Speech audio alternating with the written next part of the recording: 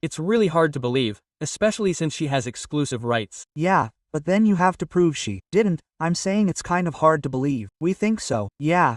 We think so. But apparently I heard she liked your book.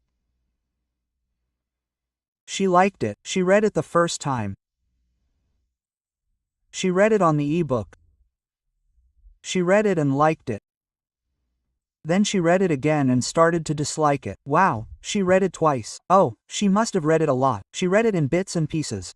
No. She read it. She didn't read it. She read it in semi-open. Oh, okay. She read it when she goes out. Yeah, she goes out and uses a tablet, although she can also take the book with her. I don't know if she has a physical book. What her lawyer told me is that she read the ebook. So the first time I spoke to the lawyer, I even did a live chat with her. She said, "Look, she liked your book.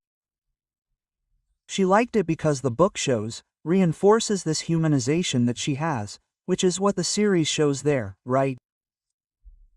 It shows a lot of that, and this humanization goes very much like this.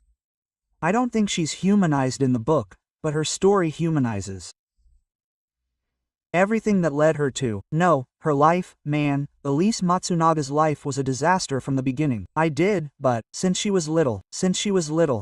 Look, when she was a child, 7, 8 years old, just to give you an idea, her father ran away from home, left home, went to work, never came back, biological father. Then her father disappeared. It was about 3 years, she was already 10 years old. She was with her little sister who lived in Casina. She was watching Telefunk on TV, Shusha's show. Then her father arrived, 3 or 4 years after disappearing from the living room. The girls didn't even know him. Then Elisa said, "Mommy, there's a man here in the living room." Then when her mother got there, "Wow, it's your father." "Oh, he came home." He said, "No, I'm not back." Then he takes it, unplugs it, takes the TV, turns it off in front of the kids, and leaves. In other words, he went there just to take the TV, which was the only thing like it, the most expensive thing in the house. It was the TV.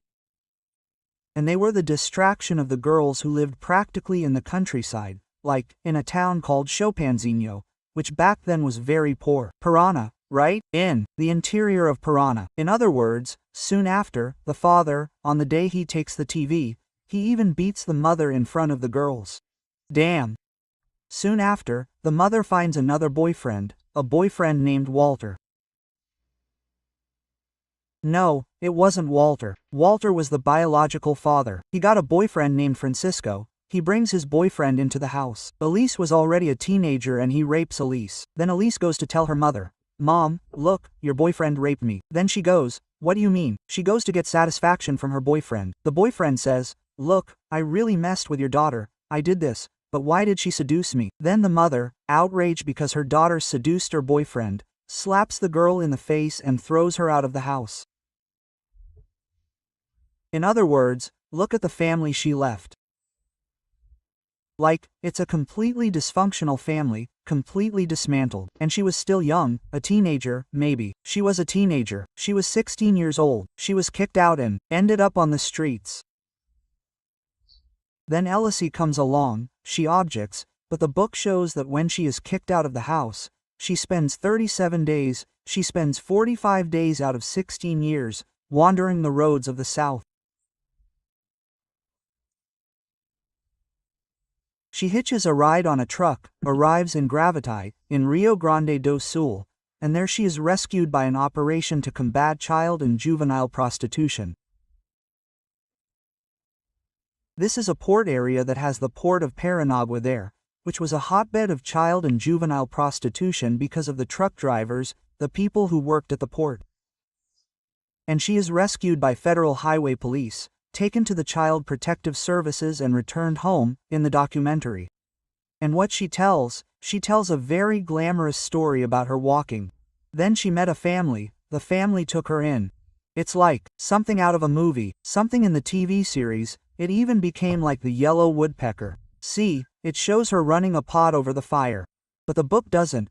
The book shows that she was already prostituting herself during this period. She denies it, but it's already in the book where she denies it. But then she disagrees. I took this information to the lawyer. Look, in my research, Elise was already prostituting herself. Did you get this information? Quote, quote.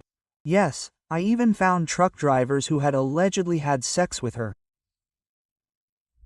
When I took this information to Elise's family there in Chilpancingo, wow, really, she didn't deny it. She was astonished by my discovery.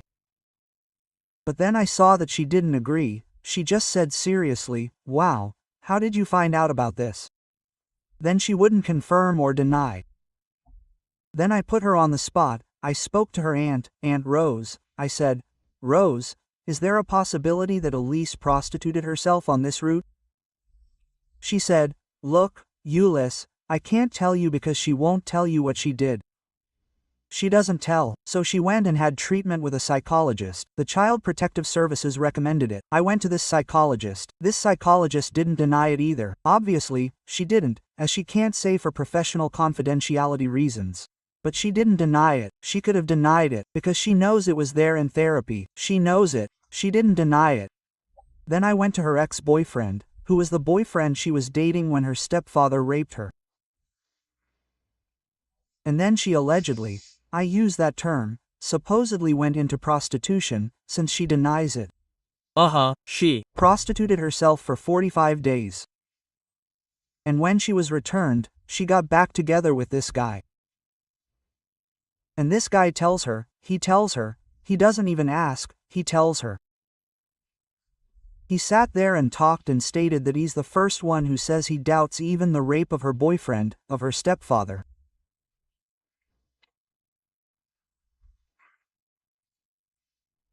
He questions the rape and he says that Elise, before this rape and this alleged period of prostitution in 45 days, had a very peaceful sex life.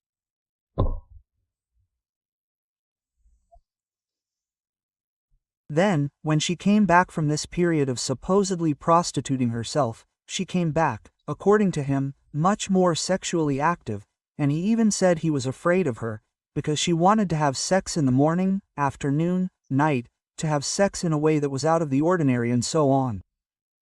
So, there he felt,